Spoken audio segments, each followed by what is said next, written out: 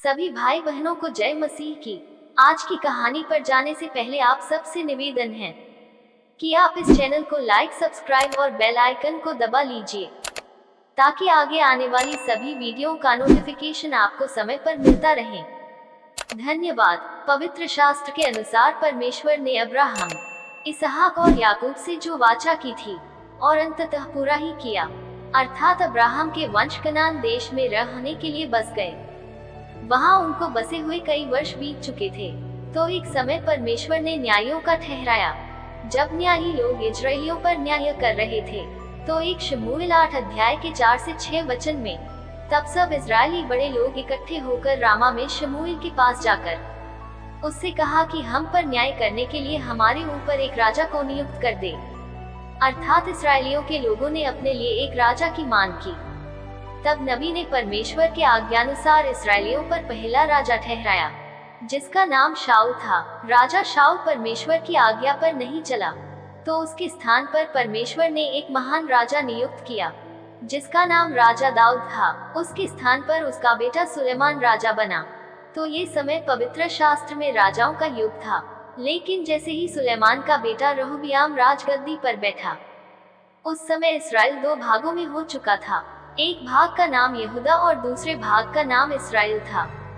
तो आज की इस कहानी में हम यहूदा के राजाओं में से राजा हिजकिय्याह के विषय में जानेंगे कि उसने इस्राएलियों पर किस प्रकार से शासन किया। क्या इस राजा ने भी दूसरे अन्य राजाओं की तरह पाप तो नहीं किया? आज की ये कहानी राजा हिजकिय्याह के विषय में संपूर्ण जानकारी बताएगी, जिसे सुनकर हम भी आशीषित होंगे और हमारा विश्वास भी बढ़ेगा। कई बार हम अपने जीवन में चारों ओर संकटों से और अपने शत्रुओं से घिर जाते हैं। जैसे राजा हिजकिय्याह अपने चारों ओर शत्रुओं से घिर गया, तो उसने एक बहुत ही बड़ा अच्छा कदम उठाया।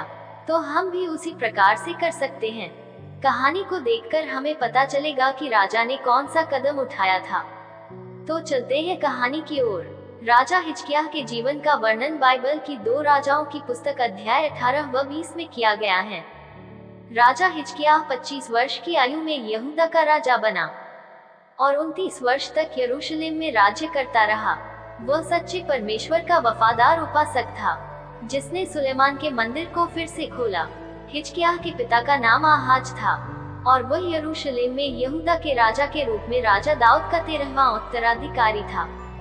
राजा हिजकिय्याह की कहानी हमें 2 राजा 16 का 20 व 20 का 21 वचन में, 2 इतिहास 28 का 27 और 32 का 33 वचन में, और यशायाह 36 का 1 और 39 अध्याय के 8 वचन में मिलती हैं।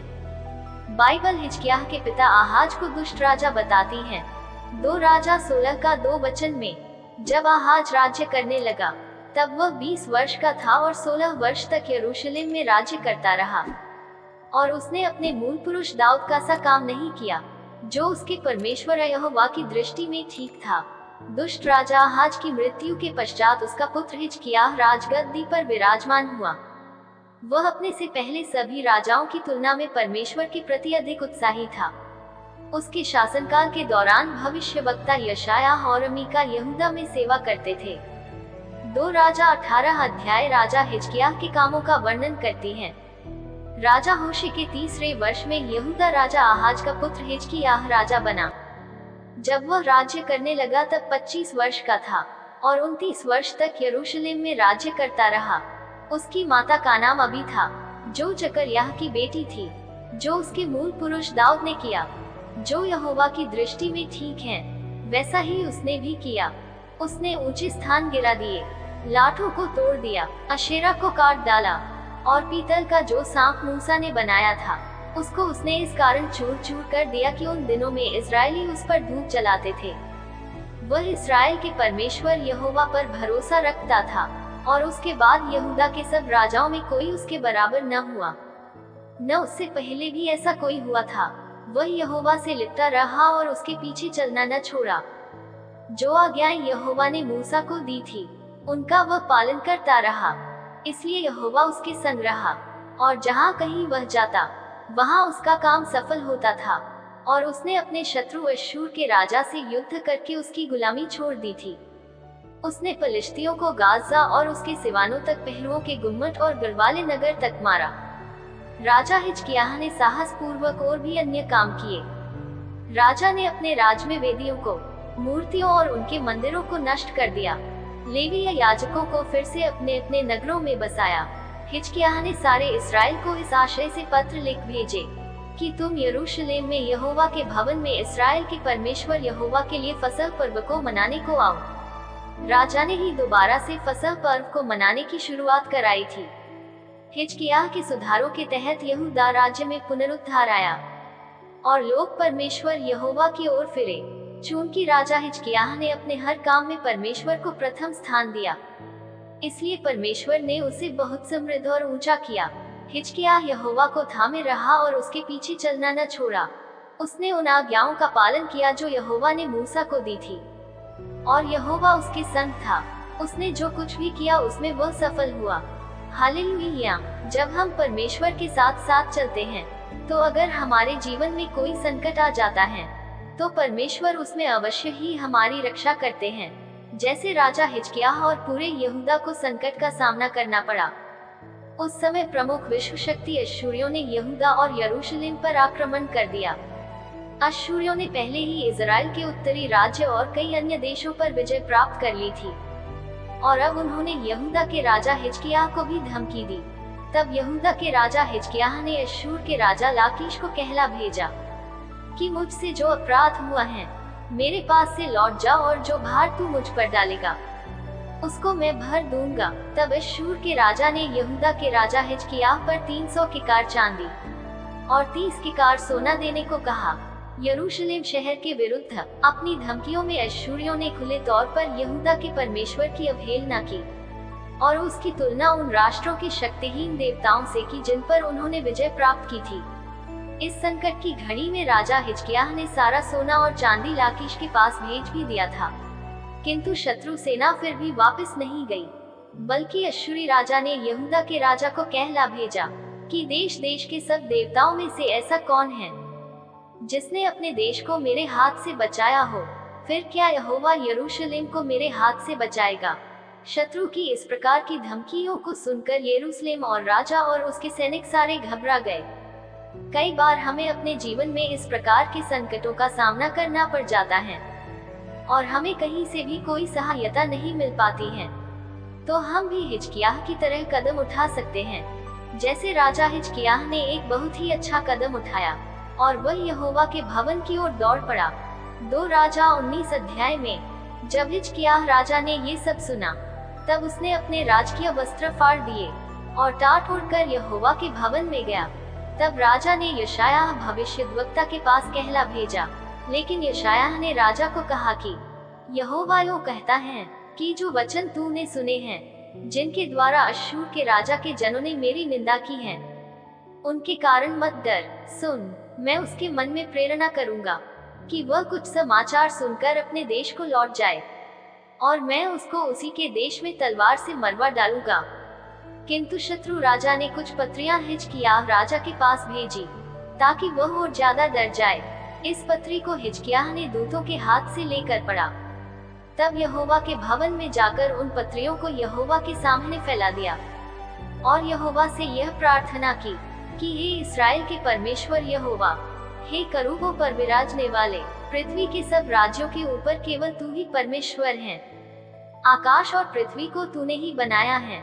हे यहोवा, कान लगा कर सुन। हे यहोवा, आंख खोल कर देख और उसके वचनों को सुन ले, जो उसने जीवते परमेश्वर की निंदा करने को कहला भेजे हैं। तब यशायाह ने राजा को कहलवा भेजा कि उसकी प्रार्थना यहोवा ने सुन ली है।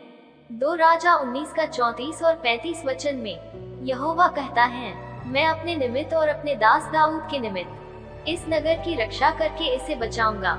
उसी रात में क्या हुआ कि यहोवा के दूत ने निकलकर अश्शूरियों की छावनी में 1,85,000 पुरुषों को मार डाला। भोर को जब लोग सवेरे उठे, तब देखा कि शव ही शव पड़े हैं। इस प्रकार से परमेश्वर के दूत ने स्वयं ही आकर राजा हिजकिय्याह और नगर की रक्षा की, और राजा का परमेश्वर के साथ साथ चलने पर उसकी प्रार्थना का उत्तर भी दिया। तब अश्शूर का राजा उस स्थान को छोड़कर लौट गया। हालेलुया। इसके कुछ समय बाद राजा हिजकिय्याह के जीवन में एक और घटना घटती है। बाइबल में 2 राजा के 20 अध्याय के एक वचन में लिखा है, उन दिनों में हिजकिय्याह ऐसा रोगी हुआ कि वह मरने पर था। तब यशायाह भविष्यद्वक्ता ने उसके पास जाकर कहा, यहोवा यूं कहता है कि अपने घराने के विषय में जो आज्ञा देनी हो वह दे दे, क्योंकि तू नहीं बचेगा वरन मर जाएगा। तब राजा ने दीवार की ओर मुंह फेरकर यहोवा से प्रार्थना करके कहा, हे यहोवा, मैं विनती करता हूँ, स्मरण कर कि मैं सच्चाई और खरे मन से तेरे सम्मुख चलता आया हूँ, और जो तुझे अच्छा लगता है वही मैं करता आया हूँ। तब राजा बिलक बिलक कर रोया, और ऐसा हुआ कि यशायाह नगर के बीच तक जाने भी न पाया था कि यहोवा का यही वचन उसके पास पहुंचा कि लौटकर मेरी प्रजा के प्रधान हिजकिय्याह से कह कि तेरे मूल पुरुष दाऊद का परमेश्वर यहोवा यूं कहता है कि मैंने तेरी प्रार्थना सुनी और तेरे आंसू देखे हैं। देख, मैं तुझे चंगा करता हूँ, परसों तू यहोवा के भवन में जा सकेगा, और मैं तेरी आयु 15 वर्ष और बढ़ा दूंगा। हालेलुया। तब यशायाह ने कहा, अंजीर की एक टिकिया लो। जब राजा ने उसे लेकर उस फोड़े पर बांधा, तब राजा चंगा हो गया। हालांकि ठीक होने के तुरंत बाद हिजकिय्याह ने एक गंभीर गलती की। बेबीलोनियों के खगोलविदों ने देखा कि ये धूपघड़ी के चमत्कार से हुआ था, इसलिए उन्होंने हिजकिय्याह को बधाई देने, परमेश्वर के बारे में और ज्यादा जानने के लिए अपने दूतों को उपहार सहित हिजकिय्याह के पास भेजा। लेकिन हिजकिय्याह ने एक मूर्खतापूर्ण कार्य किया। गर्व और घमंड में आकर राजा ने अपनी चमत्कारी शक्तियों के लिए परमेश्वर की स्तुति और महिमा करने के बजाय उसने बेबीलोनियों को अपने सभी खजाने व सारे भंडारों को दिखा दिया, जबकि राजा को ऐसा करना नहीं चाहिए था। इस कारण यशायाह ने उसके इस पाप के लिए डांटा और भविष्यवाणी की कि राजा ने बाबुल के लोगों को जो कुछ दिखाया था वह हिजकिय्याह के अपने बच्चों सहित बाबुल तक बंधुआई में ले जाएगा। हिजकिय्याह का उत्तराधिकारी उसका बेटा था, जिसका नाम मनश्शे था, लेकिन वह अपने पिता के अच्छे मार्ग पर नहीं चला और सबसे दुष्ट राजा बना। परंतु हिजकिय्याह परमेश्वर के साथ वफादार और अपने लोगों के साथ निष्पक्ष रहा, जिसके परिणाम स्वरूप वह समृद्ध हुआ और सारा राष्ट्र उसके साथ समृद्ध हुआ। समृद्धि के लिए सबसे अच्छी सुरक्षा धार्मिकता, न्याय और अखंडता है। कई राजा जिन्होंने अपने शासनकाल के दौरान परमेश्वर को त्याग दिया था, उदाहरण के लिए सुलेमान, यहोयादा और अमस्याह राजा हैं। हालांकि हिजकिय्याह भूल में पड़ गया था, उसने कभी परमेश्वर को नहीं छोड़ा और लोगों को परमेश्वर की उपासना करने के लिए अगुवाई की। राजा हिजकिय्याह की कहानी से हमें बहुत कुछ सीखने को मिलता है, जैसा कि वह हमेशा परमेश्वर की आज्ञाओं पर चलता था। जिस समय वह संकट और परेशानी में पड़ा, उसने सर्वप्रथम परमेश्वर से प्रार्थना की और परमेश्वर ने उसके लिए मार्ग भी निकाला। तो हम भी ऐसा ही कर सकते हैं। जब हमारे जीवन में कोई संकट या कोई परेशानी आती है, तो हम भी अपने प्रभु यीशु से प्रार्थना करके उन संकट और परेशानियों से छुटकारा पा सकते हैं। प्रभु यीशु आप सबको इस कहानी के द्वारा आशीषित करें। धन्यवाद। आमीन। हालेलुया। सबको जय मसीह की।